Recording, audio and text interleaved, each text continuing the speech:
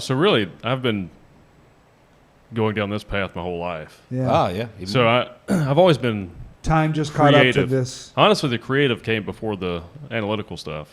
As a kid, I was always creative. As far as I can remember, I was always into drawing and art and creating things. But also, Do you have any of that stuff? probably What's the oldest somewhere. thing you made that you still have? He's got some stick figure paintings I like. I think my mom kept some of my old stuff. That would be cool to find those, right? Yeah, I think stuff like that's fucking fascinating. I should be able to find it. But Yeah, you should find it. but I was always interested in business too. I was poor, just like Daniel was talking about. I was we were really poor, and He was poorer than I was.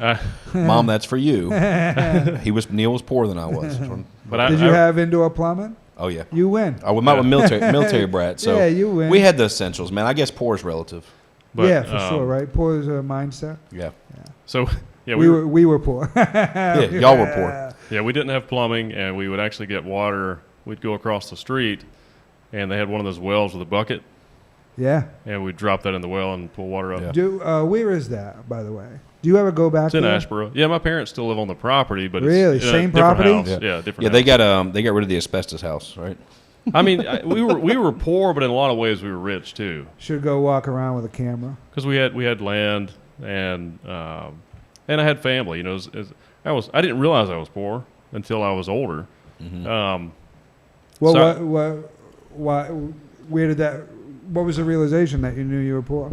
Well, just seeing what other people had. Yeah. Your friends and stuff. Right. But going back to the inspiration for like this and getting how I got to here Yes. and then also business, I would draw things when I was like 4 or 5 years old and then put price tags on them and then sell them to family members. Hell yeah, So dude. I've always had that We talked about that. Yeah. business interest too. But then when you're a poor kid, you're really focused on making money and gaining resources to not be poor. So a lot of my early life was just, how can I make sure I'm not in that situation again? And I've always cared a lot about humanity and society and stuff like that too. So ultimately, my biggest goal in life is really to create a situation where I have the resources to really make a difference in the world. Not for my family for sure, and take care of my family and my friends, the people I care about and I'm close to, but also to somehow make an impact in the entire society, and this is a great way to do that through entertainment. It's a platform. It's communication, Conversation, information. Yeah, it's just sharing ideas and maybe planting good seeds in society. So do you guys? So financial literacy is. I'm financially illiterate. I think I was taught pretty young that money was evil and I don't need it to be happy, which I think is bullshit. Yeah. Obviously, That's like saying a hammer is evil and a contractor doesn't need it to be a successful contractor. yeah. You're given a negative context to an inanimate object Absolutely. that's just a tool. Yeah, it is a tool. Yeah. It amplifies you. So just as a hammer, if I was to have to hammer that in with a rock, it would take longer, and the hammer improves upon that, and then a nail gun takes you to the next level, right? Yeah. One's not more evil than the other, right? They're just increasingly more efficient. Yeah. There's also a difference between building wealth and building power. So Agreed. With the idea of financial literacy, I come from a place where there wasn't an issue. Nobody talked about it. I had people around me who did have money and were good with money, but I was also around people who were incredibly poor. And the difference between the groups of friends I would hang out with. Anyways, my point is, I see a lot of young people coming up now. If someone was trying to get their shit together financially, do what you've done. What's a first step to? What's the thing I got to learn? So I don't think I've thought about this a lot for years. I don't know that that's something you could necessarily teach. I think you can teach it to an extent, right? I think you can teach responsible behavior and good financial sense. You can't teach ambition. People are as ambitious as they want to be.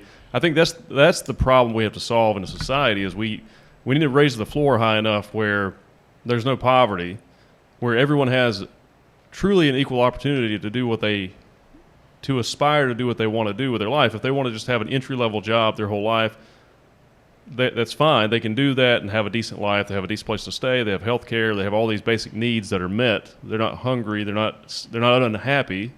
They have a decent life. But if they want to excel in something, they can pursue that thing having access that they want to excel in. And I don't think at the same time you shouldn't have a ceiling either. Sure. You should be able to do as good as you want to do. The whole goal is to make society progress as far as it can. How do you do that? Well, you have to change the construct. You have to change the way we look at money and the way we look at finances and the way we structure the society. And some of that's just technology too. How do you do that? Well, it's doing it itself. Yeah, and it is. I think that, but part of what you're talking about is what's really happened is your family, the people you care about, the people that are in your inner circle. When you're young, they put you in a box. Not intentionally. There's no negative. There's no ill will. Right? Literally, sometimes. Though. Yeah. And so you set your expectations when you're really young based on what you're taught. Right? What you're told is possible. And I remember this day, my father, he was in the military, obviously, like I said, and this is before they had started making money, and we were renting a house on Spink Street, I believe, in Asheboro, a itty-bitty house.